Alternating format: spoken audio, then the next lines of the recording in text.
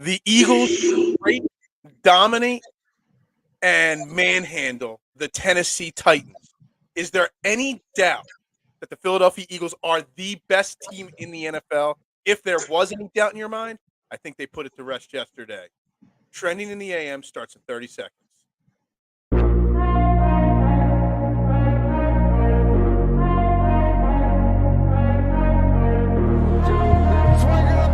Holding gets around in front.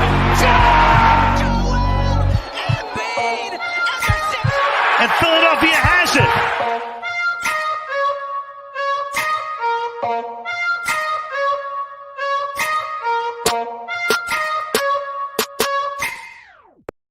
And very good morning, everybody, and welcome to Trending in the AM right here on DSM Media. It is Victory Monday, correct? And it's a great Victory Monday. I am your host, Phil Stifel. I got my main man, Jason Forkey, sitting next to me. Guys, the Eagles straight manhandled, dominated, dismantled the Tennessee Titans yesterday, and damn, it feels good this morning. It really feels good on a Victory Monday, especially when it's a stress-free Eagles win. No stress whatsoever involved, 35-10. Jason, good morning. How you doing today? Dude, the Eagles are 11-1. I'm in my glory right now. I mean, the only thing. Just let that sink in for a second. 11-1, not 8-4 or 9-3 or 5-6 or they are 11-1. That's, I mean, nobody. I was thinking about it last night. Like us Hurts truthers were really, really confident Jalen Hurts was going to be a much better quarterback this year. But could anybody, even the biggest, most over-the-top person, cannot tell you that they truly, truly believe that this Eagles team, and Jalen Hurts specifically, would take this kind of a leap in year two of the Nick Sirianni? I mean, if they say they saw this coming, then they're completely insane and just lying right to your face. This is insane how big of a jump this team has taken. Yeah, I kind of got to thinking yesterday. I was trying to go back in time and try to come up with an athlete in Philly, at least, that like made this kind of a jump, like from basically, a player that nobody really knew what their ceiling was or how high they could go to having the jump that Hurts has had from last year to this year. Like, I can't remember an athlete. Like, I'm trying to – like, there's some – I'm sure we could go back and find maybe somebody on the Phillies that did it, but, like, I just don't remember. Especially, like, considering that Hurts is the quarterback, and obviously quarterback position in football is probably the number one important position in sports. Yeah. I mean, think about it this way. Like, not only did he take a jump, he went from being a guy that we were building our future around maybe needing to draft another quarterback or go after another quarterback. And he went from being that level to literally the leader in the clubhouse for MVP in one season. Like, that's a jump that it takes 2-3 years to make. Unless you've got Aaron Rodgers or Tom Brady, pure natural football talent. This doesn't happen overnight. And Jalen Hurts has literally, overnight, over the course of one offseason, become literally one of the best quarterbacks, not just fantasy stat-wise, legitly one of the best quarterbacks in the NFL overnight. And it's insane. Do you want to know something funny? What is really making me laugh is that I wasn't the only one. I heard a lot of people making the comparisons of like Josh Allen, and people scoffed at it. People literally scoffed at it and said, "No, Jalen Hurts is nowhere near Josh Allen." And it's like, I'm looking at the season that he's having right now, and it's like a Josh Allen-like season. I mean, honest to God, like it wasn't craziness, folks. It's real. It's playing out in front of us, but it's just crazy when you go back and you remember those conversations that you had with Hurts, like people that were, let's call them Hurts haters, or the people that just didn't think that he had any talent. And I remember those conversations vividly, and I was basically told, You're an idiot. You don't know what you're talking about. You don't know football. This guy's a bum. Like, there was 35 adjectives that you could have used. And I am so excited about it. I forgot to say, you are watching Trending in the AM right here on DSM Media on Facebook, Twitter, Twitch, YouTube. Make sure you like, comment, share, subscribe. I'm so excited about Jalen Hurts. My entire intro I do it normally at the beginning of the show. I kind of forgot to do it, Jason, because that's how exciting this moment really is. I mean, yeah, like I like to say, Hurts is elite. I mean, listen, the Eagles were the first the first team in the NFL to throw for 350 yards the week after they rushed for 350 yards. And it hasn't happened since 1987, and that was the Rams back in the day. Let's just read this. Or Raiders, I'm sorry. 29 to 39. I'm getting feedback again there. Hold on. 29 to 39, 380 yards, 3 touchdown passes, a 130 quarterback rating. I mean, that's not the numbers of a running quarterback. That's the numbers that the elite of the elite put up. 380 passing yards, 29 to 39. I mean, he could have had 400. Obviously, they took him out. They benched the starters. I mean, and I'm glad. I saw a tweet that you made, and I was like, I was right in the same position as you. Like, I'm thinking, like, you know, thank God Sirianni's not like hesitating, and he just makes that move, because it's like at that point in the game, you knew that the Eagles had full control. Tennessee wasn't before the fourth quarter started. Yeah, I mean, Tennessee really just didn't call. I mean, other than that first drive when, you know, Treylon Burks has that touchdown, and, you know, I'm sure you'll get into that because I saw some craziness going on about, you know, people thinking that hit was okay. But, yeah, I just didn't see Tennessee as being any kind of any threat once, you know, that first quarter was pretty much played. I mean, and the way that the methodical ways that Hurts kind of led them down the field on each drive, it was just like, you know, last week we witnessed that first quarter where he rushed for 100 yards in the first quarter. Well, in this game, it was like the opposite. It was like he passed for 150 yards in the first quarter. And it was just insane. And just to see the capabilities that the Eagles have of beating a team in every single way. The Eagles can have a balanced attack. They can full on go on a rushing attack like last week, or they can go on a passing attack like this week. They have every single option at their disposal, and they're using it to perfection. I mean, and listen, that's not even to say that there wasn't things that you looked at and you didn't like about the game. But the fact of the matter is the Eagles are 11-1, and I still see people saying, oh, well, they haven't played anyone. So now all of a sudden Tennessee's nobody. Like last week, Tennessee was 7-4, and oh, wow, Tennessee's a viable team. Eagles beat them, and now all of a sudden it's like, oh, Tennessee sucks. They're not a good team. And that just goes to what you said, and I've heard you say this almost every year since I've only known you in 2 years, but I remember last year's shows you were saying the same stuff, that the Eagles, the narrative is just the Eagles will never face a good team because it's, you know, it's always someone that's better. Yeah. It's not the Eagles that there's always a narrative that the Eagles, you know, everybody's going to hate on the Eagles a little bit there. We're talking about all this, and I see all the comments coming in, special teams, Jonathan Gannon. We're going to get to those, but I want to stay focused on the offense to start with here at the beginning part of this show, because not only, I mean, the offense put up a massive amount of numbers, Jason. I mean, insane. And Jalen Hurts to A.J. Brown, that connection, I mean, it's an amazing connection. Devontae Smith, his game that he had, I mean, 5 catches, 102 yards. It's going to fly under the radar because of the A.J. Brown game. Quez Watkins getting back into the action. And the last few weeks since Dallas Goedert has gone down, the one positive of the Dallas Goedert injury is Quez Watkins is getting some confidence. I mean, I think that's something that's going on the radar. But all this positive that we could talk about, and the offense wasn't even perfect.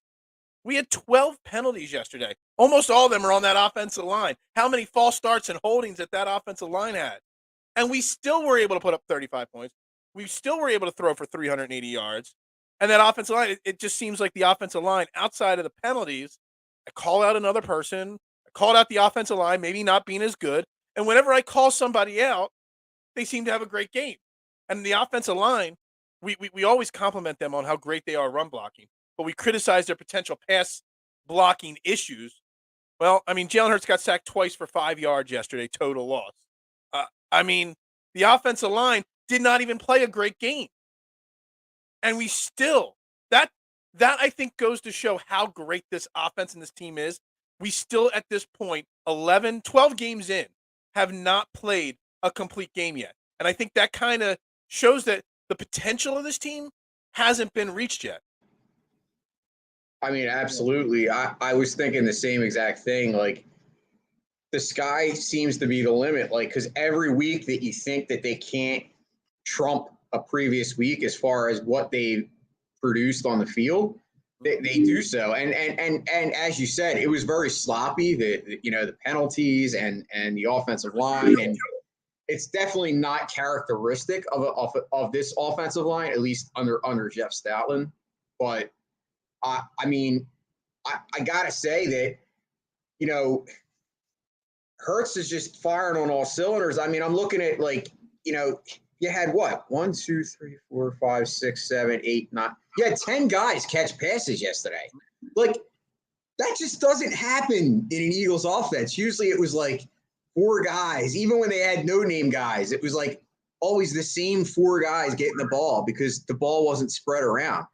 I mean, 2 guys, A.J. Brown and Devonta Smith, both had over 100 yards.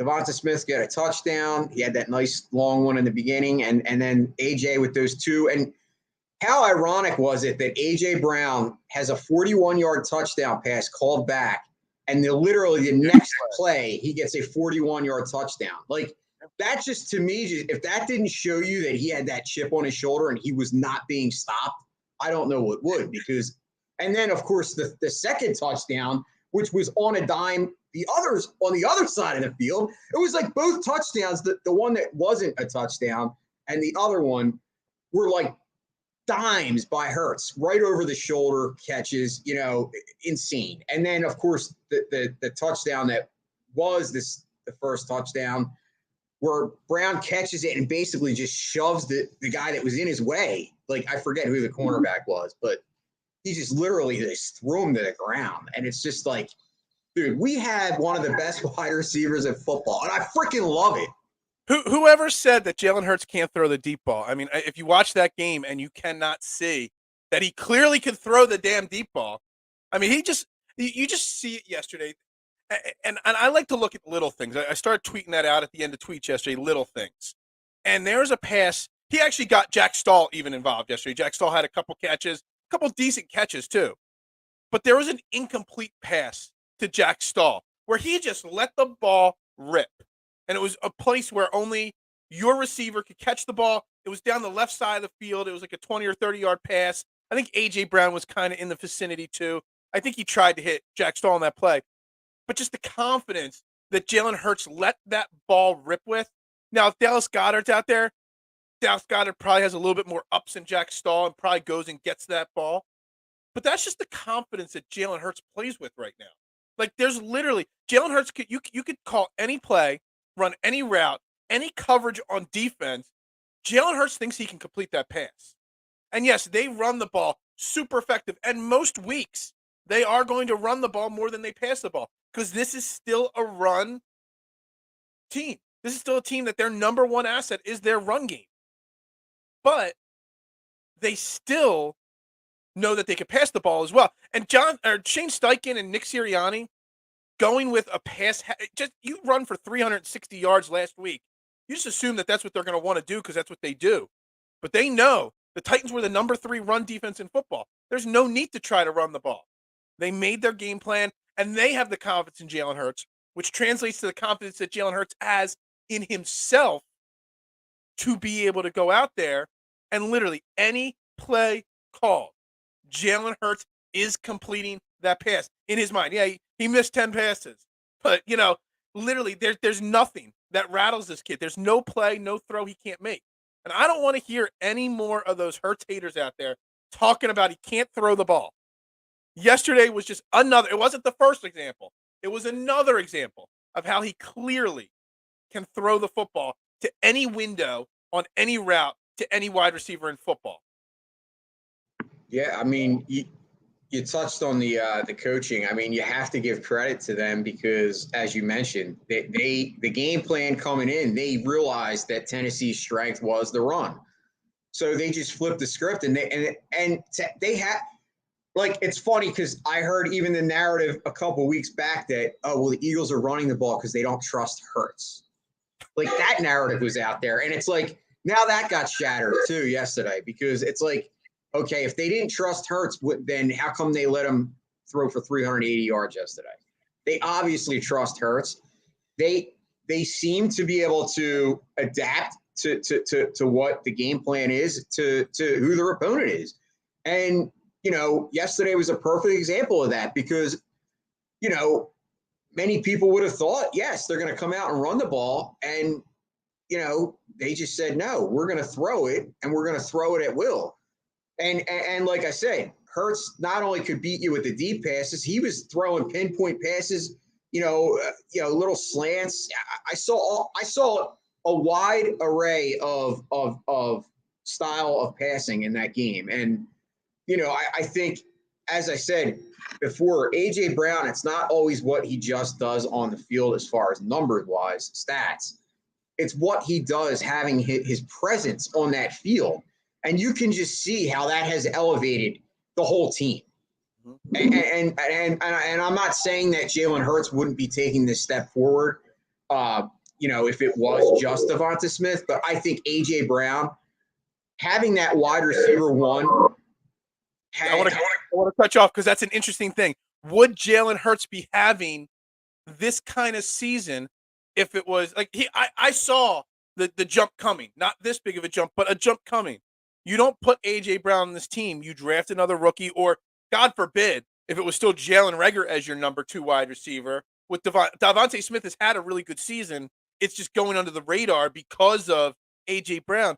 What would have Jalen Hurts' jump been like if you didn't have A.J. Brown there? You had to go out and get A.J. Brown. It was worth every penny because it just goes to show, if you look across the league, all the great quarterbacks in the NFL, Joe Burrow has Jamar Chase. Josh Allen has Stephon Diggs. You go CeeDee Lamb, Dak Prescott. Every wide quarterback has their go-to wide receiver. And most of them, you look at Joe Burrow yesterday against Kansas City, he doesn't just have Jamar Chase. He's got Higgins and Boyd. Hence why we've got Devontae Smith along with A.J. Brown. The greats have multiple elite wide receivers. And whether you're running the ball or not, your quarterback's only going to have as much success as your wide receivers are. And there's a big difference between Jalen Reagor and A.J. Brown in this offense. And I think it's showing week in and week out. But I also think that goes to somewhat of the development jump that Jalen Hurts has taken. Yeah, I mean, it's definitely helped. The chemistry that Hurts has with Brown, obviously, they were friends for a while. And Hurts had something to do with him being here. We know that. We know that Hurts kind of, pleaded to the team to go get a guy, and why not go and get his friend, a guy that, obviously was still an up-and-coming wide receiver, but already had that elite talent. And you're just seeing what he can do, and I know the last couple games prior to yesterday, he had somewhat struggled as far as he wasn't like himself. But obviously the one game, the Green Bay game, he was sick. Mm-hmm. They said he threw up and I don't know if he popped a blood vessel or something.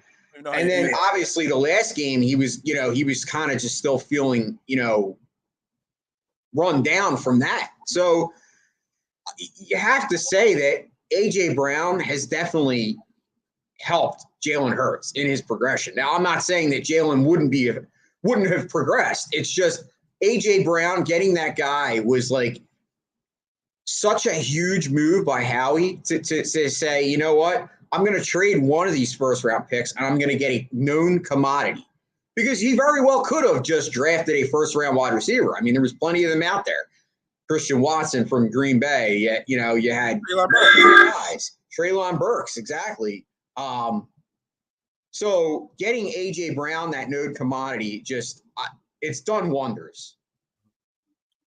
Absolutely, 100%. It's done wonders. And, we everybody's talking about how we didn't run the ball effectively yesterday.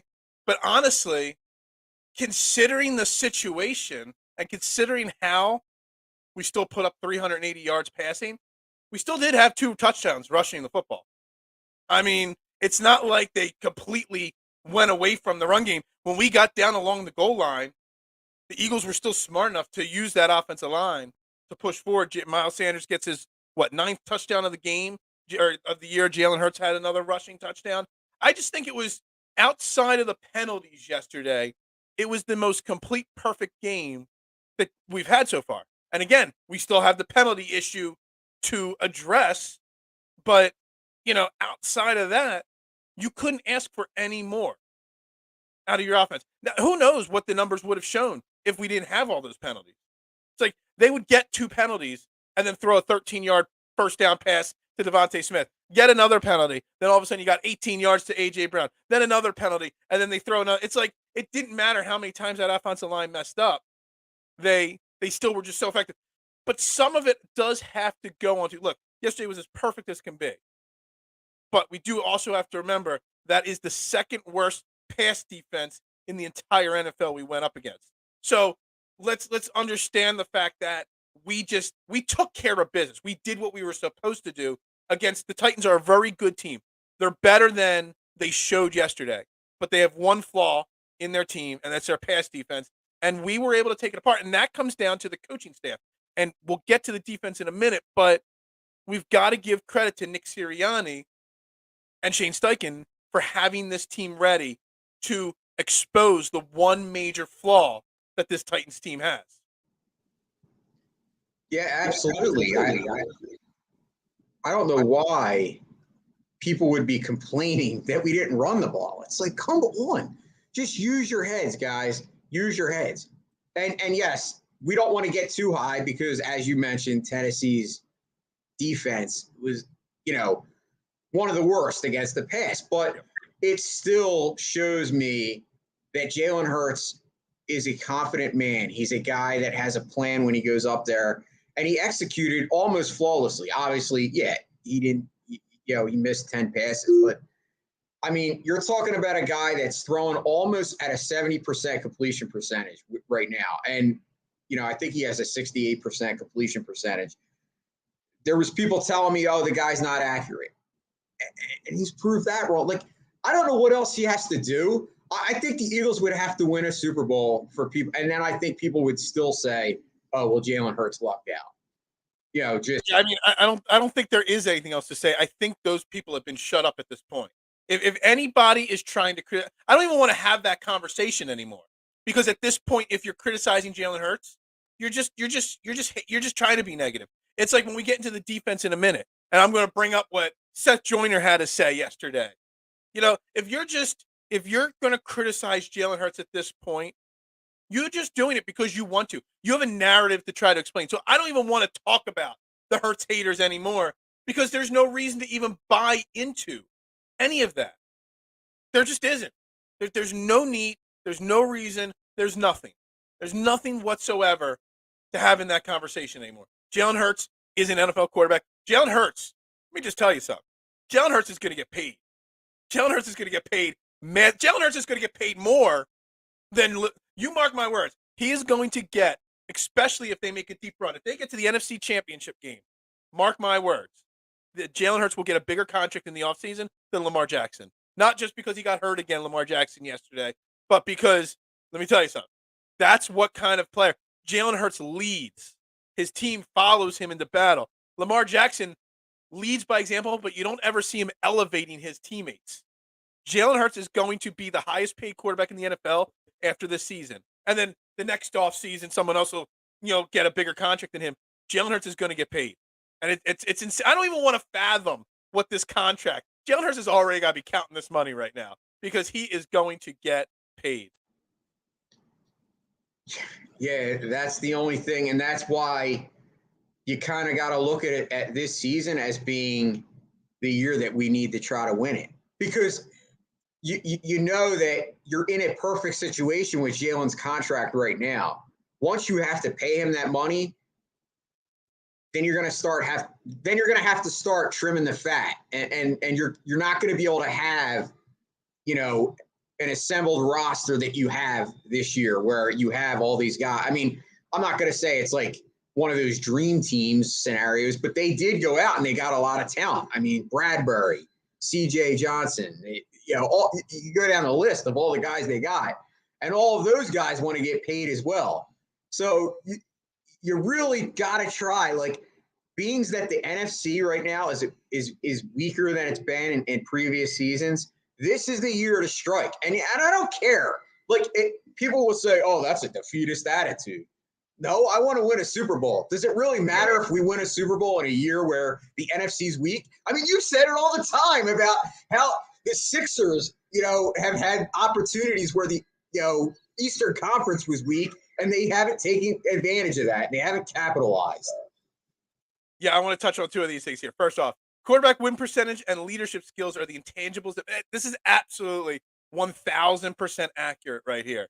And Jalen Hurts has, well, first off, 11-1. My math's not good, but that's almost 100%, damn it. So that's pretty good. And we all knew he already had the intangibles. So then he improves his skill set, and he goes from a good quarterback to a great quarterback. I mean, it's insane. And to address this, I think Jalen will be smart enough not to want the most money if he wants to win. I disagree with this. Everybody wants to get paid. I don't care what anybody says. Jalen Hurts is one of the most humble people. He is still a quarterback. Every quarterback wants to be the highest paid quarterback. Now, I think Jalen Hurts and Howie Roseman as a team are smart enough to understand that they're going to have to finagle the contract and put bonuses here and there and do things to protect the salary cap.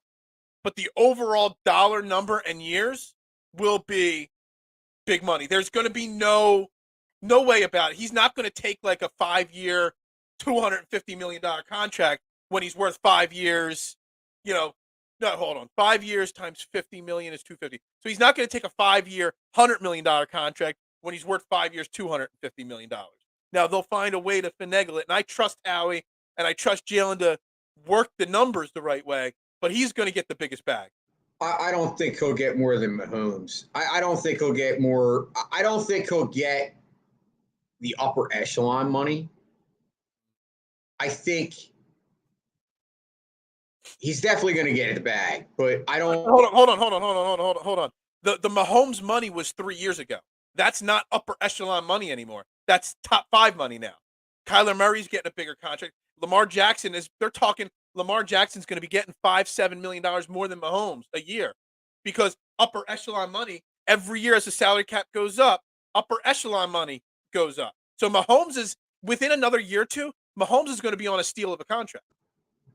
That's true. I didn't think of it that way, but yeah, you're right. Like if Lamar is going to ask for the certain amount of money, and we saw what Kyler Murray got, he's definitely going to get more than Kyler. I mean, so, and definitely rightfully so. I mean, I think he's better than Kyler. I think he's proven that. Think of it this way: Lamar Jackson turned down $250 million contract, and Jalen Hurts is outperforming Lamar Jackson this year, leaps and bounds. So if Lamar Jackson turned down a $250 million contract, Jalen Hurts' agents have to be thinking that that's the baseline right there, $250 million. We better get an offer at $250, or we're not talking at the table. I mean, as you said, I got to trust Howie to make the right moves and right decisions, but I don't know, what that contract's actually going to look like. But like I said, I think that's why you have to go for it this year. I mean, because you're in a perfect situation. You have a chance to not only get the buy, you have a chance to get the best buy. Like obviously, the easiest road to the Super Bowl, all you have to do is keep winning. Now, it does suck that the Cowboys and the Giants keep winning and putting pressure on us, but And, Minnesota. Hey, the Giants didn't win nothing yesterday. They tied. Remember that. Giants-Washington tied yesterday. Tied. Minnesota, the other team that everyone's been like pounding the drum, they didn't look, that great yesterday. They barely won, right? I mean, and they're the team that basically is our. Hold on, I'm going to cut you off there. They barely won. You would be really pissed off if somebody said that about the Eagles. They barely won against the Colts. A win is a win in the NFL. The Minnesota Vikings still have the second best record in the NFL. We got to give the Minnesota. Somebody called me out. I said the Eagles, have to worry about the Cowboys, and they're like, don't forget about Minnesota. And they're right. I mean, if we don't want to be bashed for our record because of who we played, you got to give the same respect to Minnesota at this point. Oh yeah, I'm not saying that they're not good. I'm just saying that they barely won, meaning I don't think Minnesota is firing on all cylinders either. Like we use that argument a bit, that the Eagles could get better. Well, Minnesota could get better too. Like they're not playing their best football because they're not. If you look at their games the last few weeks, they haven't been, world beaters either. Now, Dallas last night, 52 points. Now, obviously, it was the Colts, but you can't count Dallas out. That's the frustrating thing. Like, we all want it because we hate Dallas, but you gotta be a realist. Dallas has a good team this year, so they're not going away. You're gonna have to take care of business, which means that game, what is it, Christmas Eve? That's going to be a very, very important game here. All right. We're going to take a quick pause in the action here. Today's show is brought to you by Gents Barber Lounge. Check out one of their two great locations, Fishtown and Old City, and book your appointment today. They own the craft and it shows, rated the #1 barbershop on Yelp in the Philadelphia area. Multiple award-winning barbers, able to handle any style cut, adult or kid. We'll be right back talking defense and Jonathan Gannon.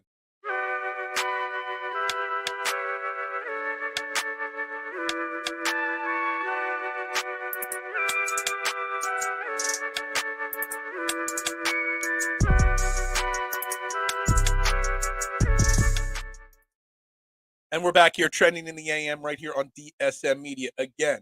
Facebook, Twitter, Twitch, YouTube. Make sure you're liking, commenting, subscribing, following on all social media platforms. Turn those notifications on so you don't miss a minute of the action. And even if you're watching this show on replay, a lot of people watch this show on replay. I go back and check every comment, and I respond to all the comments. So make sure you continue to drop your comments and thoughts on the Eagles as they dismantled the Tennesse Titans 35-10 yesterday. We just spent the first 30 minutes talking about the offense and Jalen Hurts, and we could go on for 3 more hours talking about the offense and Jalen Hurts. But I want to give some credit, Jason, to the Eagles defense. I mean, Derrick Henry is still Derrick Henry. I had people telling me when I was trying to give compliments to Jonathan Gannon, the Eagles defense, well, Derrick Henry's not the same Derrick Henry. He's worn out. He's tired. The Titans don't know how to use him. Just heard 1,000,001 excuses. Then you hear Mr. Seth Joyner, Eagles legend on Jacob Media. He's like a curmudgeon now. It's like that. Our competitor. We started the morning show business on YouTube. They picked it up. They get the eyes because they got the big names and the money. But we started the trend of the morning show.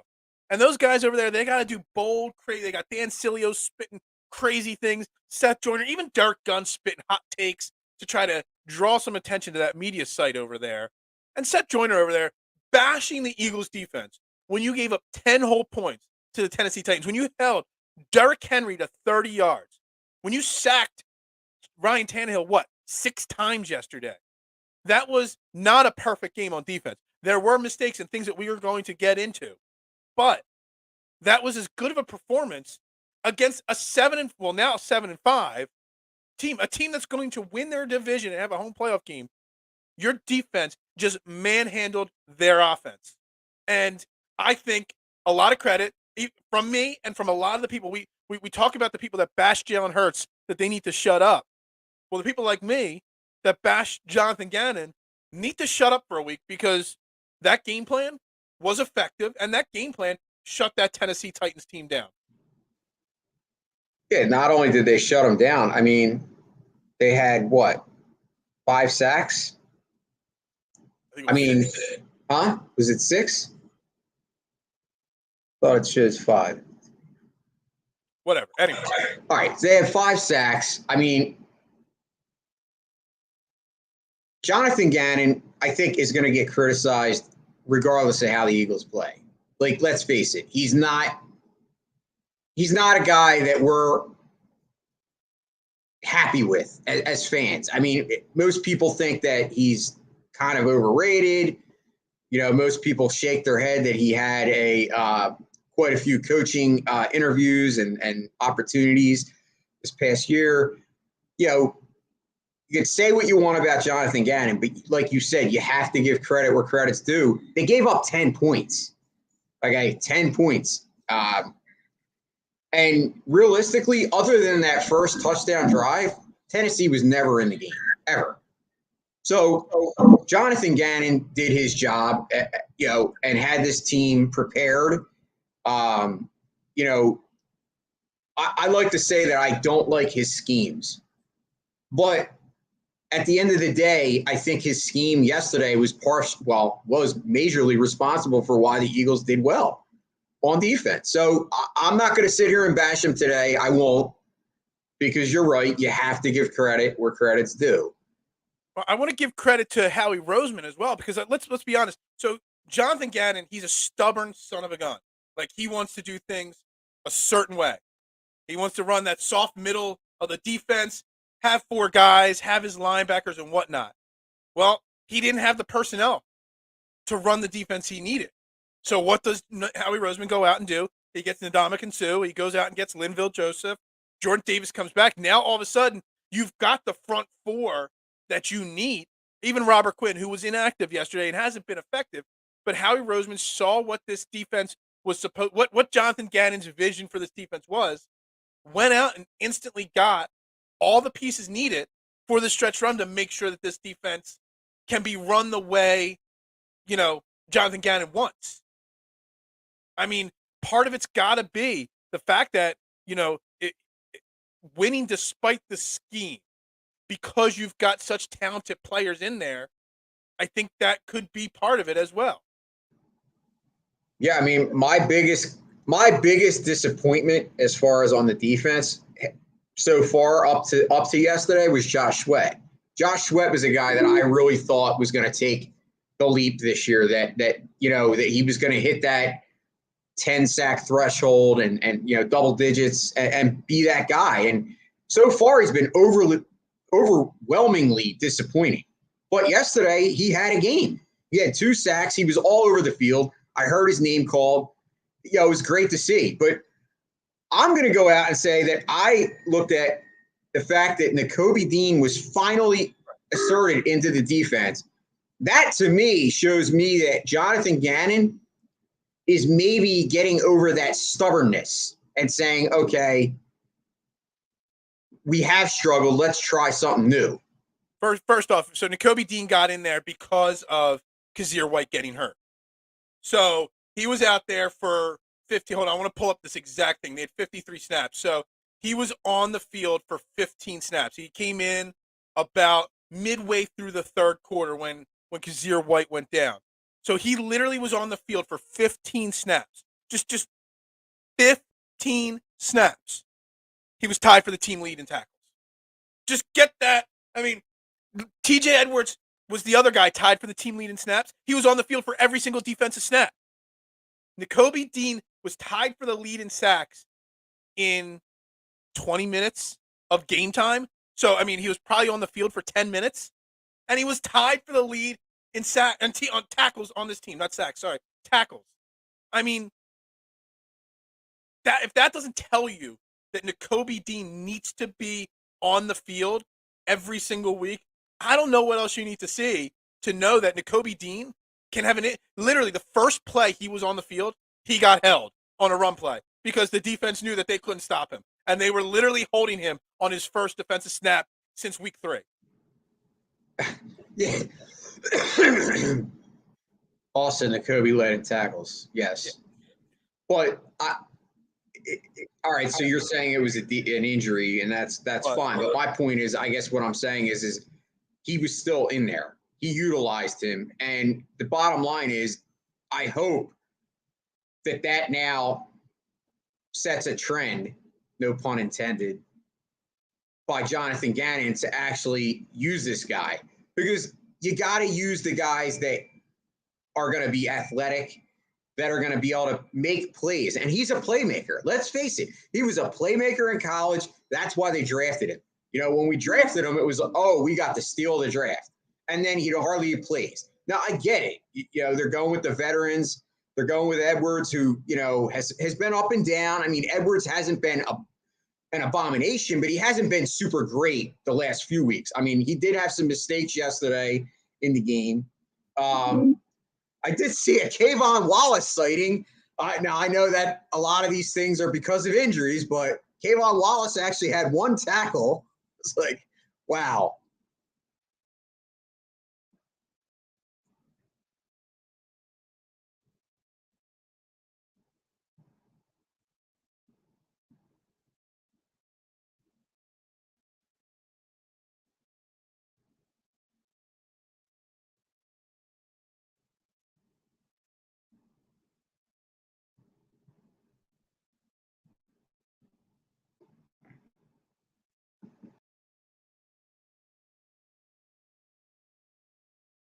I'm muted. I muted the wrong person. I don't know what he's doing there. Jason left. Maybe he'll come back in. I don't know. Anyway, Nakobe Dean. I was thinking, I had this whole theory in my head that Nakobe Dean wasn't seeing the field because of bad special teams play. But it can't be that, because obviously, as soon as he stepped on the field, he made an impact. Held on the first play. Yeah, you're fine. I couldn't hear you. Yeah, you're good. I muted me instead of you. I was trying to mute you, but I muted myself instead. Oh, Jesus. It's all good. So you couldn't hear anything. Yeah, you're good. My God. You threw me off there, bud. Hey, that's what I do. I try to test you. You didn't have to jump out there. But anyway, what I was trying to say was Nakobe Dean. I was ready to say Nakobe Dean wasn't seeing the field because our special teams was struggling so bad. And maybe that's why he wasn't seeing the field. And then all of a sudden he sees the field yesterday, makes an immediate impact. So that obviously threw that theory right out the window. Yeah, I mean, I don't know what theory you go with, because why wasn't he on the field all this time? I think it's Jonathan Gannon. I think Jonathan Gannon's stubborn. I think he's very stubborn, and I'm hoping that this example will kind of get him to. We haven't gotten an exact word on what Kazir White's injury was, like how serious it was yet. We'll see. If he's back out there next week and he's good to go against the Giants, and we don't see some Nakobe Dean still mixed in, then that's going to be a question that's going to have to be answered, because obviously Nakobe Dean earned some snaps yesterday for sure. I mean, absolutely. I mean, we've talked about guys that have come in and done well, and you look at the secondary right now, which is a little bit banged up. Obviously, Gardner Johnson, what a horrible injury. I mean, obviously, at least it's not season ending. I mean, they said, 2 to 4 weeks. So hopefully, it's the shorter of that term. But, I mean, you got guys that are playing in roles that they're not used to. I mean, Gardner Johnson was, to me, has been the MVP of the defense. I mean, the way he's played – I mean, you could say Slay too. Slay and Bradbury both really played excellent, both. But it's those second-tier guys like that you kind of wonder, okay, are they going to start breaking down? Like, obviously, Avonte Maddox injury hurt us too. There's been quite a few injuries on the defense. Well, Chauncey Gardner-Johnson is out for 4 weeks at minimum. They did that on Friday or Saturday. They put him on IR, so he's out for 4 weeks. Avonte Maddox, I think he's got one more week on IR. I don't know if it's one more week or he's eligible to come back next week. I forget. But it's almost like working out for us, because we go up against, the Titans, a bad passing team with no wide receivers. Next week we got the Giants, who, they're not a pass-fearing team. Then we got the Bears the week after that, another team we're not going to fear in the passing game. So we've almost lucked out that we're going up against all these poor passing teams week in and week out. I mean, it just makes it easy for Bradbury and Slay to sit back there. I mean, I don't know if you remember seeing yesterday, Bradbury almost had a pick six yesterday. He broke on that one play. He over-broke on it, and he didn't get – he should have had it, but, he was too quick to the Mr. Statistician saying Avonte is eligible to come back this week. That's excellent. That's big news right there. Big news. I will give Josiah Scott credit. I tweeted it out yesterday. There was a screen pass to Derrick Henry in the first quarter, and it is not easy to tackle Derrick Henry in the open field. And Josiah Scott hasn't done great in his filling in. He hasn't done bad, but he hasn't done great. He made a great open field tackle on Derrick Henry yesterday. So I want to give him credit for that. But this secondary is being given like kind of a grace period to get healthy right now because they're facing some weak passing teams at this point. It's a great point. I didn't think of that. You're going to have to face Dallas, though. Hopefully. 3 weeks. Yeah, hopefully Gardner's back by then, right? No, can't be. You said 4 He's out for 4 weeks. So Doesn't this count as the week? That's 1. Giants 2, Bears 3, then you got the Cowboys. That's 4 weeks Yeah. at a minimum. And then I got in trouble on social media because I said why I thought he was going to be back in 2 or 3 weeks. And somebody that claims that they're a doctor because they stayed at a Holiday Inn or something like that said that it's a much more serious injury. And I'm glossing over how serious the injury was. I wasn't glossing over how serious the injury was. I just knew that they were talking about a 2-week window possibly, and I was disappointed that they put him on IR. But that's just the way social media goes. You got in trouble? Some guy was getting all in his feelings because he thought I was being insensitive to the injury because I was saying I'm surprised he was going on IR. I don't know, whatever. He thought he stayed at a Holiday Inn, so he was a smart doctor or something like that. So real quick, I want to talk about one other thing before, because I want to get into this Marcus Epps hit thing. Yeah. I want to spend some time on that. But I want to give credit. They talked all week that they are making changes to special teams. And first and foremost, they made it a week or so ago, putting Boston Scott in the kick return. He didn't do anything flashy, but I have more confidence in Boston Scott kick returning than Britton Covey. Britton Covey maybe taking that kick return responsibility away from him. All of a sudden, he actually had, I don't know if the Titans are like the worst ranked special teams, coverage team there is, or Britton Covey just figured it out. Britton Covey had 6 returns yesterday and had a very, very good game. Coverage was good. Tackling was good on special teams. All of a sudden, everything seemed to click a little bit better yesterday on special teams. It was nice to see. When you hold somebody accountable, a lot of times it works. That's sum it all up right there. I mean, think about it. Do the math. Everyone was saying it. We, the fans, were seeing it. When the fans are saying it, yes, I know it's easy to be Monday morning quarterback, but like we obviously saw a deficiency there. So they addressed it last week, and now all of a sudden, because he's probably thinking, do I have a job? Mm-hmm. Think about it. I mean, that's how your mind. He had 6 returns for 105 yards. About 17.5 point return average. But he also had his last one only went for like 3 or 4 yards. So realistically speaking, he had 5 returns for about 100 yards yesterday. That's what we've been waiting for. That is what we've been looking for from Britton Covey. That's what we hoped for from him. He may have saved his job this week. For a week. Yeah, for 1 week. All right, let's get into this other thing here. So I want to get into this. I want to pull up my profile here on Twitter here, not on the screen, but on the side. I want to be able to read some of these things. So yesterday, obviously, on that first drive, we had the Marcus Epps hit on Treylon Burks. And obviously, whether you're a fan or you want to be whatever you want to do, bitch, moan, whatever. Obviously, everybody was initially massively concerned for the health of Treylon Burks because it looked bad. I mean, I saw his hand all curled up, kind of like Tua. I don't know if you noticed that. I was really concerned that he was seriously injured there. Marcus Epps is not a dirty player. Marcus Epps is not known as a dirty player. Marcus Epps was in the wrong yesterday, and I tweeted that. He kind of didn't try to hit him, but when you're leading with your head, I don't want to say he was jumping like as a dart to make the tackle, but he was kind of leaning in to make the tackle a hard hit. He was trying to pop the ball loose. There is going to be the risk of hurting the wide receiver, a defenseless wide receiver. Now, again, Marcus Epps meant no malicious intent by it. I'm almost positive. He does not have that kind of a reputation. But it comes down to, Jason, and I put this out there in a tweet yesterday, and I'm going to get into some of these comments after you say your initial thoughts, that it starts with teaching better technique. The refs and the league are going to protect the wide receivers, the quarterbacks, the skilled position players that are exposed to these big hits. They're going to protect them. We know that. That is the trend. So it is up to the NFL. It's up to defenders to find another way to make these hits. And I don't care if football is a violent sport. I don't care if injuries are part of the game. We as people know the results of these injuries. We know a lot more information about head injuries and the way these things affect people going forward in their life. I don't care.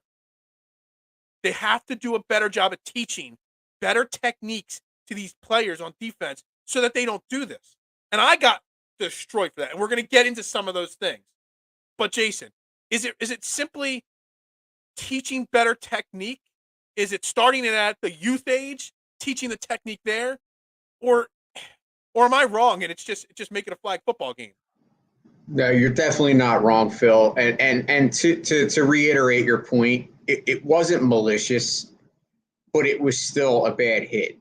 And the announcers did bring up the fact that they are instituting, teaching on how to roll off a tackle instead of leading with your head to kind of like, they're being taught that. But the problem is when it's in-game play and you have those moments, there's like not any time to think. These guys are like running at full tilt. They're running full speed. And I guess what it comes down to is exactly what you said. They have to protect these guys. So there's going to be penalties. And that penalty was justified. But you do have to look at the intent. Like if the intent was malicious, I think at that point they need to be more stringent and more strict as a league. Like those kind of hits deserve to be suspensions, not just fines, because fines do nothing to these guys. Athletes are making millions of dollars. You think, whatever the fine is, it's not affecting their pocket. Suspensions would affect, their time or whatever. But they definitely, it's hard for me to sit here and say, because I'm not an athlete, I'm not on that field, but I can say what I see. And he did lead with his head. And that's a problem because the helmet is what's really going to do the damage. It's not if it was head to head, both guys would be knocked out. But it's leading with that helmet. And you're right. I don't know what the answer is, but you're right. People shouldn't be critical of you for saying that we need to progress the league and be better at this. Right. So what I want to say is, first off, he didn't lead with his helmet. He kind of launched himself. It's like he wanted to fly through the air like Superman to break it up. And when a receiver catches the ball, they tend to tuck down to protect themselves. So as a defender, you've got to know that, the head's here, but as soon as he catches that ball, the head's going to come down to here. Let me get it in front of the camera. Head's here, it's going to come down to here. So you're not aiming for the head, but as soon as that ball is caught, his head's going to come down a little bit. So I put out there yesterday my exact tweet, verbatim. That was an ugly hit by Epps, not malicious. He's not a dirty player, but he's got to be smarter. Hopefully Burks is okay. So I got all these things. First off, my one guy, smarter how? You're taught to hit like that your whole life. Well, that's what I'm saying. You need to teach tackling techniques that are different. Because that the guys, people have been lowering their helmet after a catch or after running a football for years. That helmet's coming down. I know it makes tackling harder, but we know so much more. We're smarter human beings that it's not, you just can't allow it anymore. You just can't.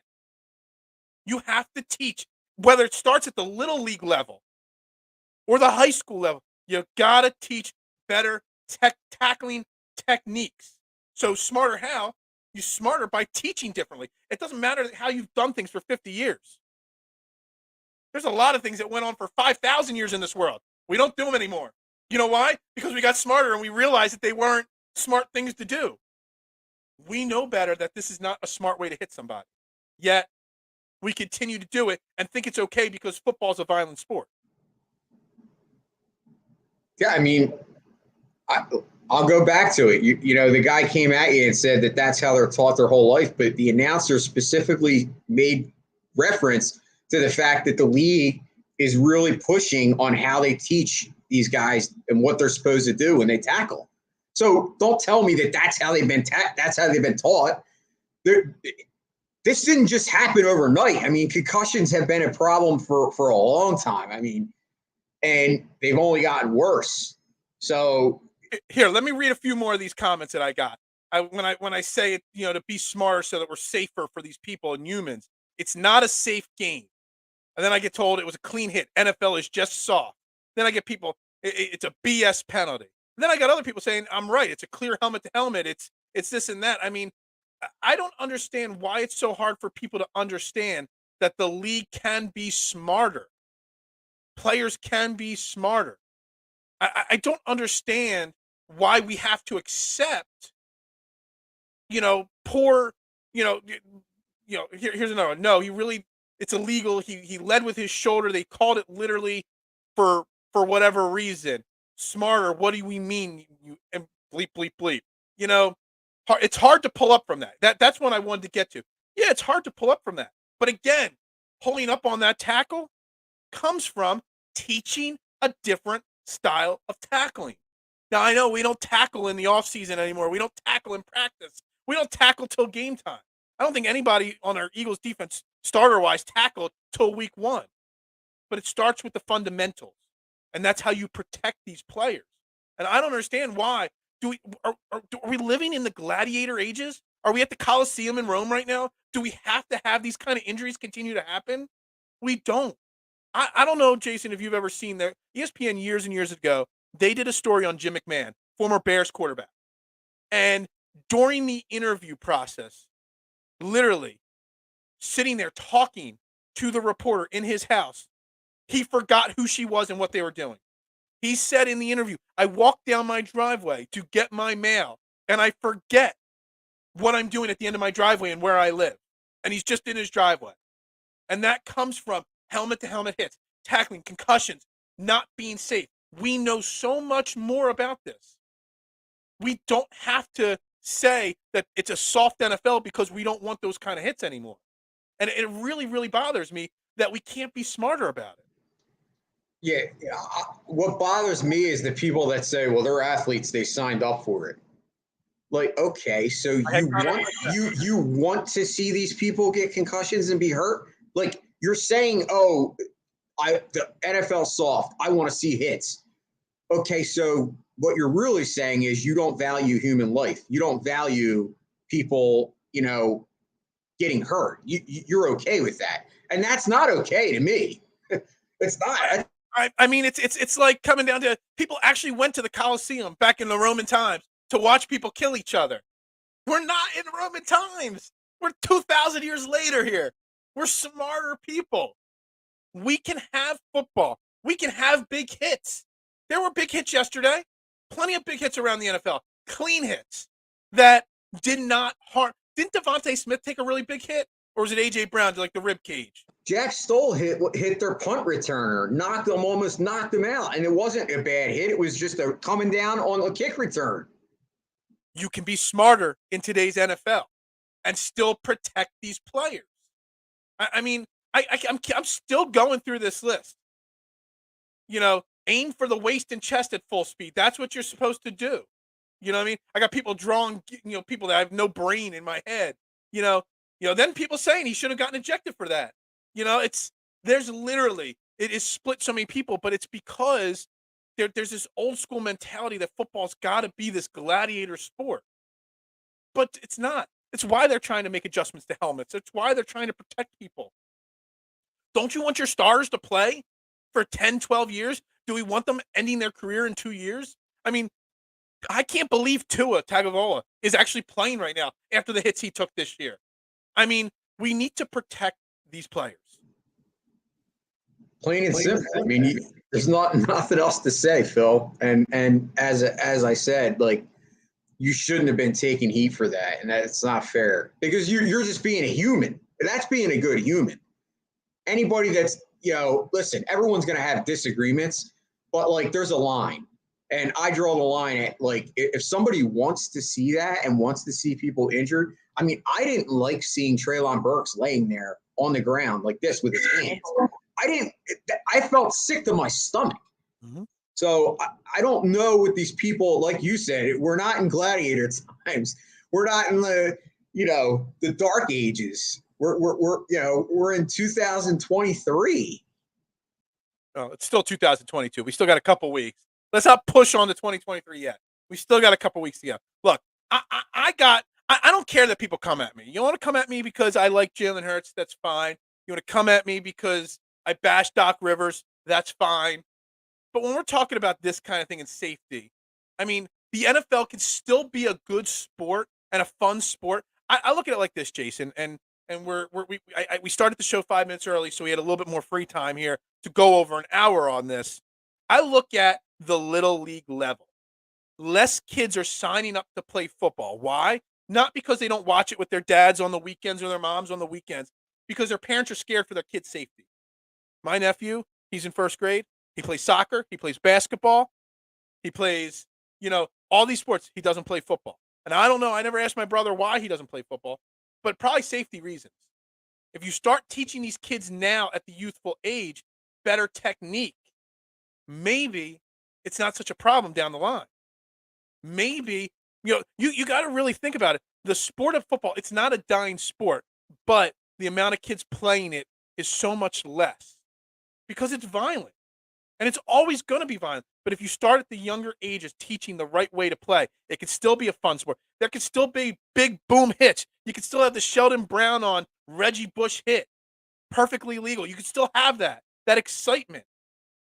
You could do it safer, though. That's all it is. I just want it to be safer. And you start at teaching at a young age. And then you'll get more kids signing up again to play the game.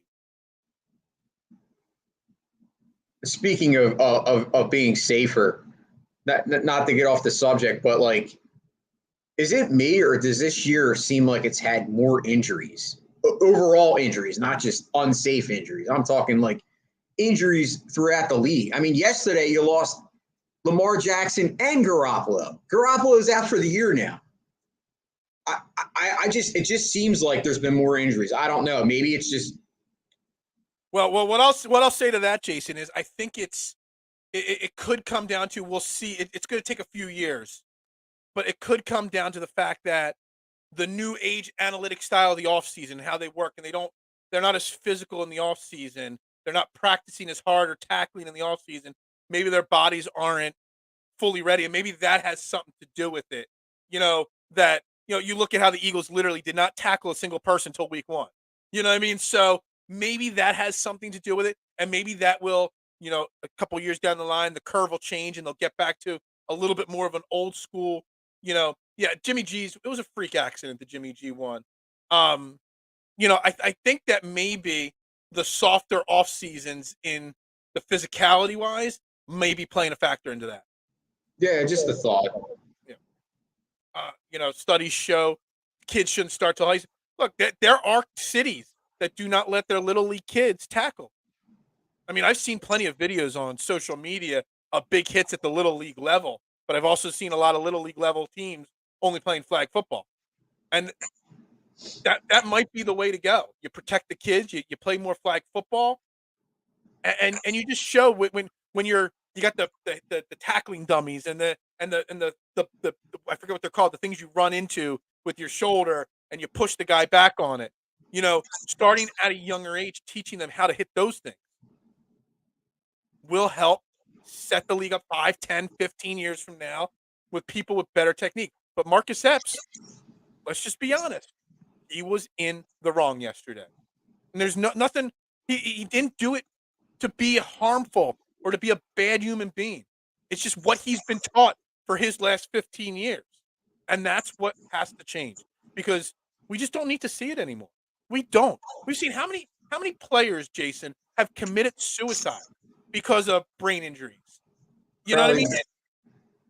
Yeah, I mean, it's definitely over 10. I mean, there's I know, you watch the movie Concussion, and it was a very good, very good portrayal of that, I mean, it is sad. It's sad. I mean, we had one of our own, Andre Waters. I mean, it's just, it's not something that you want to see. And as you said, hopefully as the years go by, we'll get better with it. And I think the NFL wants to do the right thing. I just think sometimes they get caught in the,